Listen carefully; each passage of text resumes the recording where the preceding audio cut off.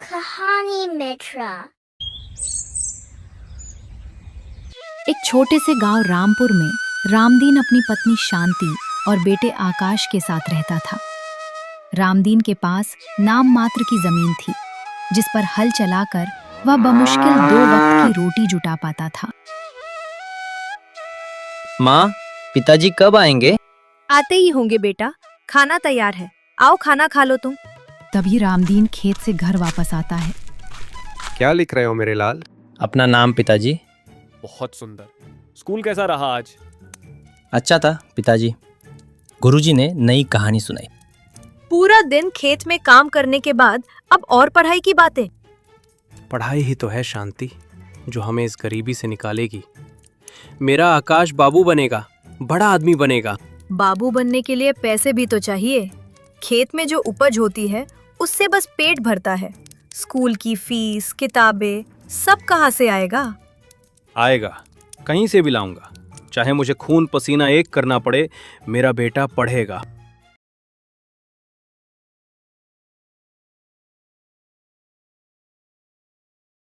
कुछ समय के बाद घर में दिए की रोशनी टिमटिमा रही थी। रामदीन और शांति घर के अंदर बैठे हुए थे। शांति, आकाश का दाखिला शहर के कॉलेज में हो गया है, पर फीस के लिए 50,000 रुपए कम पड़ रहे हैं। हमारे पास तो अब बेचने को कुछ नहीं बचा।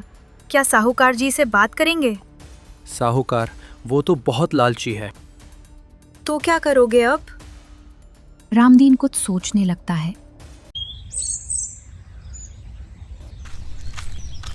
अगले दिन रामदीन लाला की हवेली पहुंच गया। गांव का साहूकार लाला धनीराम अपने ब्याज और बेरहमी के लिए मशहूर था। हाँ रामदीन, आज कैसे इधर? लाला जी, वो कुछ पैसा चाहिए। क्यों भाई, तू मेरा साला है जो तुझे पैसे दे दूं? लाला जी, आकाश का शहर के कॉलेज में दाखिला करवाना है। रामदीन, पिछला ब्याज तो चुकाया नहीं और उधार चाहिए?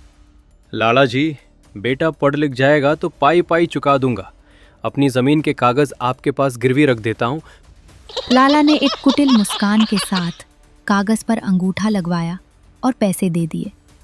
उसे पता था कि रामदीन जैसे लोग एक बार कर्ज के जाल में फंसे तो बाहर नहीं निकल पाते। कुछ दिन बाद आकाश शहर चला गया। उसने वहां दिन में पढ़ाई की और रात में एक ढाबे पर बर्तन धोए। वही दूसरी ओर उसके माता पिता गांव में आधी रोटी खाकर गुजारा करते थे ताकि बेटे को पैसे भेज सकें। लाला का जुल्म बढ़ता जा रहा था। हर दूसरे दिन वो रामदीन के दरवाजे पर खड़ा हो जाता। ऐ रामदीन, सुन ले, अगर इस महीने ब्याज नहीं मिला तो ये घर खाली करवा लूंगा और जमीन पर हल चलवा दूंगा। लाला जी, बस कुछ महीने और, आकाश की नौकरी लगने वाली है, फिर आपका सारा पैसा वापस कर देंगे। मुझे कोई मतलब नहीं, मुझे मेरा पैसा चाहिए। इतना कहकर लाला वहीं से चला जाता है।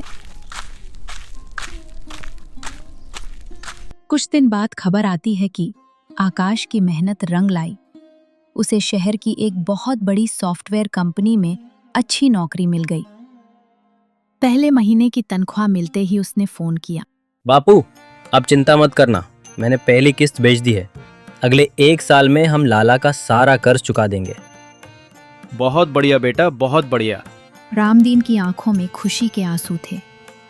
उसे लगा कि अब उसके दुखों का अंत हो गया है।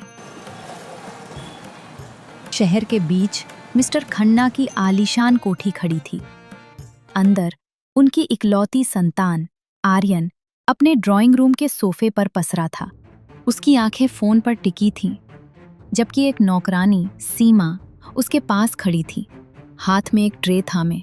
क्या तुम बहरी हो या जानबूझ के मेरी बात नहीं सुनती? जी साहब। मैंने कहा, ये कॉफी ठंडी क्यों है? क्या तुम्हें नहीं पता मुझे सिर्फ गर्मा गर्म कॉफी पसंद है? वह फोन एक झटके में सोफे पर फेंकता है। माफ कीजिएगा साहब, मैं अभी दूसरी लाती हूँ।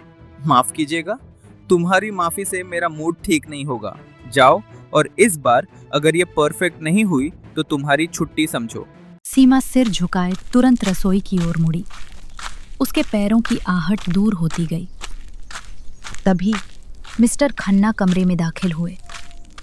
उनके चेहरे पर गहरी चिंता की लकीरें थीं। आर्यन, मैंने तुमसे कितनी बार कहा है नौकरों से ऐसे बात मत किया करो। ओ डैड, फिर वही लेक्चर। वे नौकर है, उन्हें अपना काम पता होना चाहिए। वे इंसान है आर्यन, उनमें भी भावनाएं होती है। भावनाएं? उनके पास सिर्फ पैसा कमाने की भावना होती है डैड, और हम उन्हें वही देते हैं। ये एक डील है। आर्यन उठकर अपने घर से बाहर निकल जाता है। उसकी आंखों में कोई पछतावा नहीं था।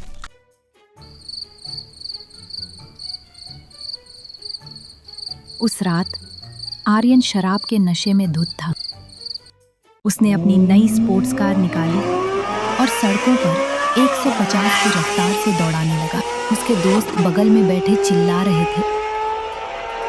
तभी आकाश, जो ऑफिस से काम खत्म करके घर की ओर आ रहा था, सड़क के किनारे चल रहा था। माँ, मैं कल गांव आ रहा हूँ, सबके लिए नए कपड़े लेकर। एक तेज आवाज हुई। आर्यन की कार ने आकाश को टक्कर मारी। आकाश हवा में कई फीट ऊपर उछला और सड़क के किनारे जा गिरा। उसकी मौके पर ही मौत हो गई। आर्यन ने कार रोकी, पीछे मुड़कर देखा और हंसते हुए बोला, एक कीड़ा मर गया, चलो पार्टी करते हैं। वो डरा नहीं, बल्कि उसे इस बात का घमंड था कि उसके बाप का पैसा उसे बचा लेगा। अगले दिन जब आर्यन सोकर उठा ही था कि पुलिस उसके घर आ गई।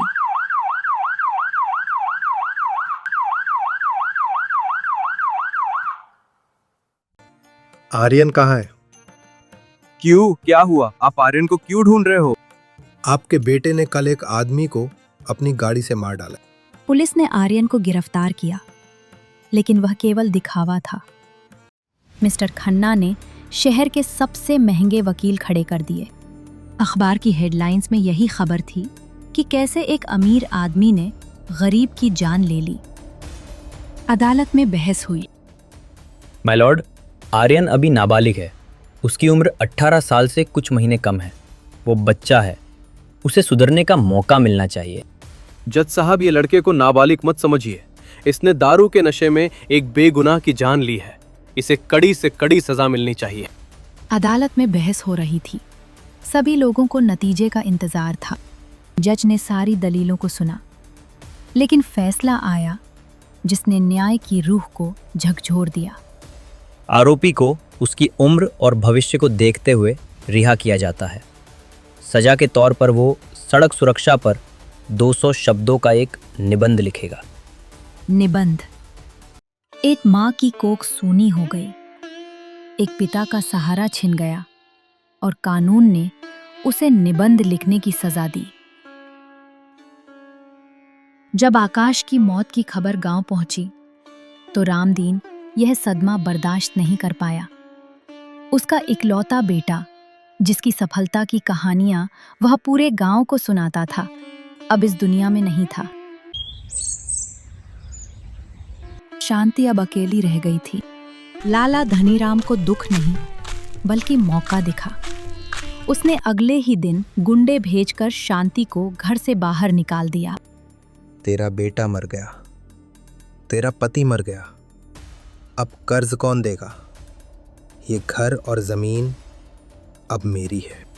शांति फटे हाल, धूल भरे बालों के साथ सड़कों पर बदहवास घूमने लगी। उसका मानसिक संतुलन बिगड़ चुका था।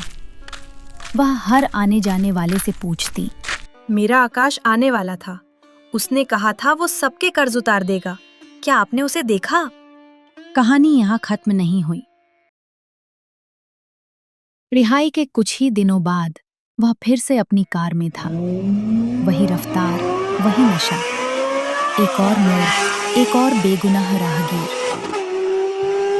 और फिर से वही टक्कर। इस बार शायद उसे 300 शब्दों का निबंध लिखना पड़ा। Kahani Mitra.